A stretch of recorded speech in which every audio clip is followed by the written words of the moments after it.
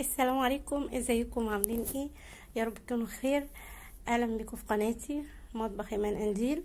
اهلا بكم في فيديو جديد. النهارده هعمل وصفه انا بحبها جدا وبعشقها قوي، وانا بعتمدها معظم الوقت كفطار للاولاد. هعمل بانكيك زي ما انتم شايفين كده، شكله جميل قوي وطعمه كان تحفه. وانا كمان حبيت ازود من قيمته الغذائيه، حطيت له كمان تفاح. خليكم معايا لاخر الفيديو. ما تنسونيش لو عجبكم الفيديو اعملوا لي لايك، كومنت حلو، كومنتاتكم جميله جدا وبنبسط بيها قوي. كمان لو اول مره تدخلوا القناه اعملوا لي سبسكرايب. تعالوا بقى اوريكم انا عملت البانكيك النهارده ازاي بطريقه مختلفه عشان ازود من قيمته الغذائيه.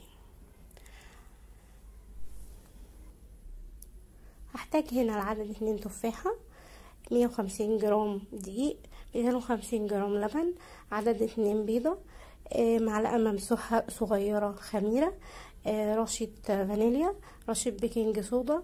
كمان هحتاج معلقة بيكنج باودر. تقدري تستغني عن الخميرة لو انت مش حابة. انا بصراحة ما حطيتها هنا، ادتني خلت البانكيك كان هش معايا جدا. ابتديت احط هنا رشة الفانيليا على البيض، حطيت رشة الخميرة على اللبن، معلقة الخميرة على اللبن. كمان حطيت البيكنج باودر على الدقيق، وهبتدي كمان احط البيكنج صودا على اللبن. حضرت هنا التفاحتين، طبعا ابتديت انضفهم واشيل اي حاجه انا مش عايزاها، هوضبهم للخطوه الجايه. هنا حضرتهم خلاص ونضفتهم. هركنهم واجيب المبشره. عندي ناحيه ناعمه قوي وناحيه يعني متوسطه اللي هي اللي تحت، انا هبشر على اللي تحت. ابتديت هنا بقى ابشر كل التفاح اللي عندي. تفاح خلى البانكيك جميل جدا جدا، بجد لازم تجربوا الوصفه دي. ولو عجبتكم بقى قوليلي في الكومنتات اخبارها ايه. هنا طبعا انا مش محتاجه القشره معايا، بس لو في حاجات نزلت بسيطه ما فيش مشكله. حضرت الهاند بلندر وابتديت افرم التفاح ناعم. انا محتاجاه هنا في الوصفه يبقى ناعم قوي. هبتدي احط البيض بالفانيليا. اول بصي ما البيض نزل ابتدى بقى يعمل كمان ينعم اكتر ويندمجوا مع بعض قوي.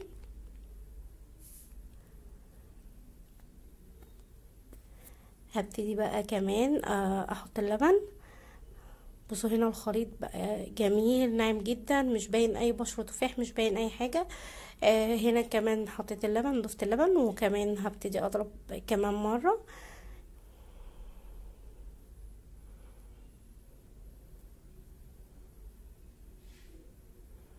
هنزل بقى بالدقيق تدريجيا واحدة واحدة وهقلب، علشان لو حسيت ان انا محتاجه دقيق تاني، كل طبعا دقيق بيختلف عن بعضه. لو حسيت ان انا محتاجه دقيق تاني هضيف دقيق على حسب القوام اللي انت حباه. انا هوريكم هنا انا عملت قوام ازاي. هقلب وانزل بدقيق تاني واقلب واحده واحده. اخر حاجه نزلت بالهاند بلندر عشان خاطر لو في اي تكتلات بالهاند بلندر بتفك بسرعه. كمان لو حابه تصفيه بعد ما تخلصي صفيه مفيش اي مشكله. انا بعد ما خلصت هنا هسيب البوله، هسيب اللي انا عملته البانكيك، خليط البانكيك يرتاح شويه لان انا حاطه فيه خميره. مش زي العادي، مش هستعمله على طول، هسيبه تقريبا 10 دقايق الخميره ترتاح. بعد ما ارتاحت شويه وبصوا الخليط بقى عامل ازاي، حطيت لهم معلقتين زيت.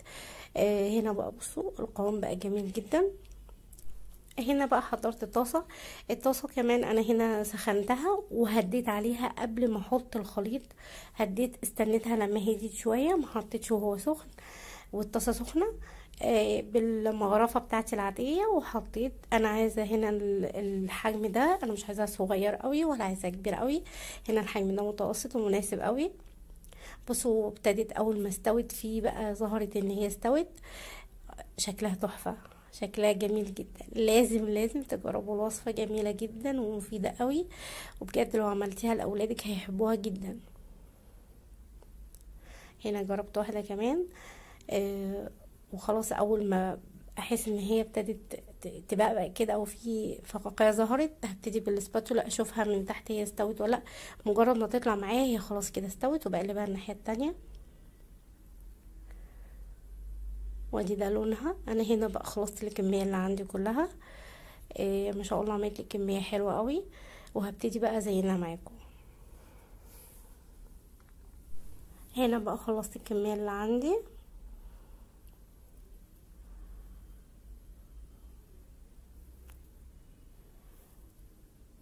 المكونات اللي قدمتها هي عملت السيرفيس ده، كمان عملت سيرفيس تاني. بصوا اللون جميل قوي، كمان طعمه كان تحفة. هبتدي بقى اجيب اطباق صغيره اقدم فيها البانكيك. هنا اول طبق حاطط له عسل زي ما انتوا شايفين كده. شكله جميل قوي، طعمه كمان ولا اروع، بجد طعمه جميل جدا. هبتدي احضر بقى لتقديم الطبق التاني. انا عندي معلقتين نوتيلا، هخففهم بمعلقه زيت عشان اخففها بس مش اكتر. حباها زي ما هي مفيش مشكله، بس انا حبيت اخففها.